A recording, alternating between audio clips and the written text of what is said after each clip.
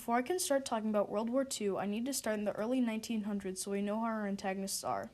A socialist named Mussolini was protesting for anti-war, so when the First World War came, he wasn't happy about it, but he realized that war was a chance to reunite all Italian people. So he was shunned by his Socialist Party for this war support, but quickly got popular among the Italian people until he became the ruler of Italy under the new party of fascists. Then Adolf was a corporal in the German army in World War I. At the end of the war and the German defeat, they had to sign the Treaty of Versailles, which meant the Germans had to pay for the war, giving up a lot of territory and were under major pressure by the French. This is because the Germans had to demilitarize an area of Germany west of the Rhine River. It was occupied by the French. Then, because of the Mefo bills to repay the Allies £6.6 billion and the taking of the Ruhr because the French wanted money for the Great Depression, the Germans had little to no resources, industry, etc. So the government thought if they produced more money, they could repay the Allies. But what actually happened was hyperinflation. For some scale, in 1918, a loaf of bread would cost you about 0.63 marks. In 1923, that same loaf would have costed you about 201 trillion marks. And the Great Depression wasn't helping, because at the time, Germany was getting loans from America.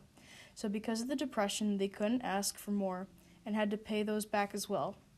As this was happening, the Austrian man by the name of Adolf Schicklgruber, the former corporal in the German army, and was a political spy after the disarmament of the army for the German government.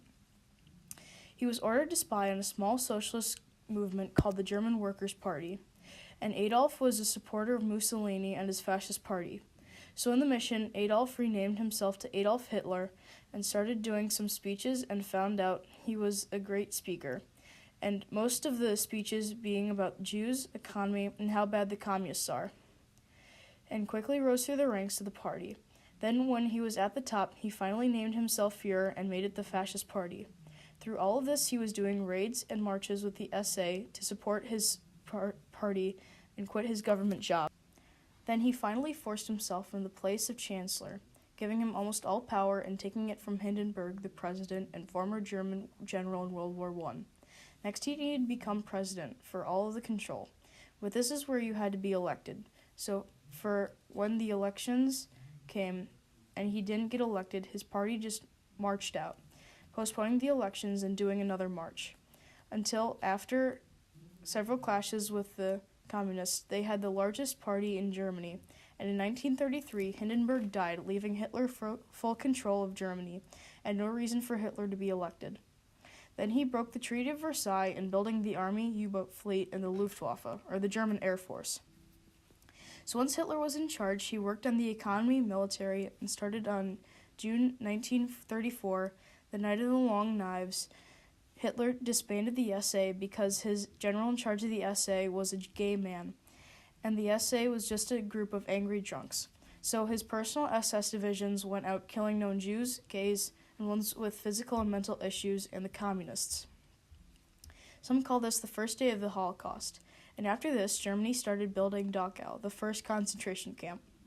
Then at the same time all of this was happening, Japan began invading the Pacific Islands, Southeast Asia, and China, building the empire for the fascist Emperor Hirohito. And unlike Hitler, he was born into this place of power. Then the next year or so was filled with military building, invasion of China, and tensions in Europe, Asia, and the Italians invading Ethiopia. The invasion of Ethiopia was because Mussolini wanted easy land that he got from an underdeveloped country, and he found it in Ethiopia. He still had a hard time invading it. This will be a pattern in this war. Except for Germany wanting more of Europe, so he marched through army through the Rhine, taking it all back to unify all Aryans and ethnic Germans, and also did this with Austria and Czechoslovakia. However, Czechoslovakia was a bit different. This is because Britain did not stop them because they had a new prime minister, Neville Chamberlain, who just gave the Germans land to avoid the war. This eventually became so bad this was the largest thing in Parliament for later half of the 30s. That is how much land was taken, and Chamberlain even said if the Germans wanted Poland, he would give it to them, until Germany started making claims in Poland and a British election electing the old Lord of the Admiralty from World War I, Churchill, who was very conservative, very anti-German, and ready to go to war. So when Germany declared war on Poland, the British and French declared war. But they didn't push until the Polish were gone, so they were too late, so the Maginot Line on the French border was filled with troops preparing for battle. But Germany went through Belgium and went through France until the Maginot forces arrived, so the border was weak. Then the Germans went through the border, and when they reached Paris, France capitulated, and there was a mass of troops being taken from France to Britain at this French port called Dunkirk, to save the troops by civilian boats, which saved 300,000 British and 100,000 French troops.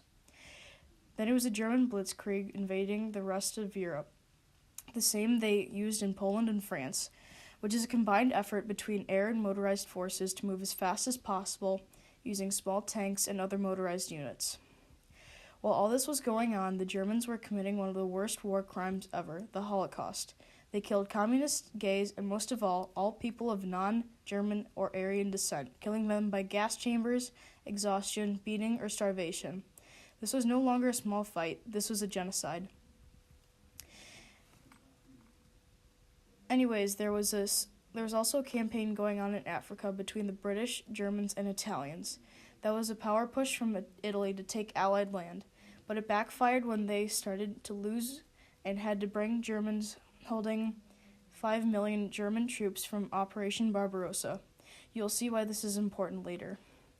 Then in 1941, the German invasion of Russia, or Operation Barbarossa, possibly the worst idea ever, the country with the largest manpool, weapons, and land, or Russia, versus a country with a starting economy and a fairly weak army, Germany.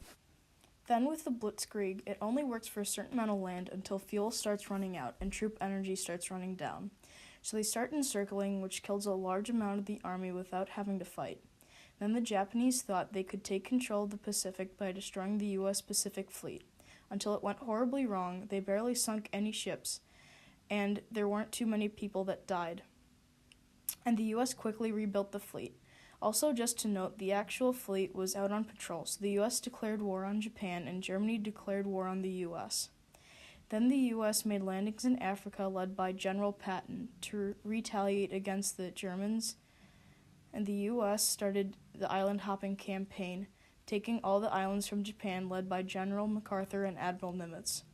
Up to this point, the Japanese had even playing field with the U.S. with the Navy, until the U.S. interception communications with Japan about an attack on Midway Island, which destroyed several carriers, battleships, and destroyers, which crippled the Japanese fleet, and the Pacific Fleet was being controlled by Admiral Nimitz, won by far, and the Japanese fleet would never get back to its strength. Unlike the U.S., which fleet was larger and more powerful than it ever was before the war, which made island hopping a lot easier. Then Germany's luck ran dry, and the Russian forces from Siberia, orders to never move back came, and the winter also came. So the stall in Africa backfired. So the Russians kept pushing and never stopped until they came to Berlin. Then the largest amphibious invasion ever, D-Day, with nearly 210,000 men dead at the Atlantic Wall, we got a foothold in France after a push from Russia to open a second front. We also realized if they got far enough, they would get Germany and keep pushing until they got to Germany, until the Battle of the Bulge, which was final offensive for the Germans, but it was just showing how bad the Germans were fighting in the winter. And they pushed to Berlin, and German forces every man, woman, and child to enlist, and if they didn't, they were killed, until Hitler and his wife killed themselves. A week later, Germany was defeated. And before the Great Depression ended, because they needed supplies, the factories started producing things and helped the economy and made the U.S. able to produce more than they needed for the war. The news was great for the Americans fighting in Okinawa, the closest invasion to Japan and the deadliest Pacific invasion, which would be vital for a Japanese invasion. During that, in a last-ditch effort, the Japanese did suicide missions or kamikaze missions to destroy ships, which was unsuccessful after the mission of Leyte Gulf in the Philippines, taking control of the Philippines and destroying almost all the Japanese fleet and air force.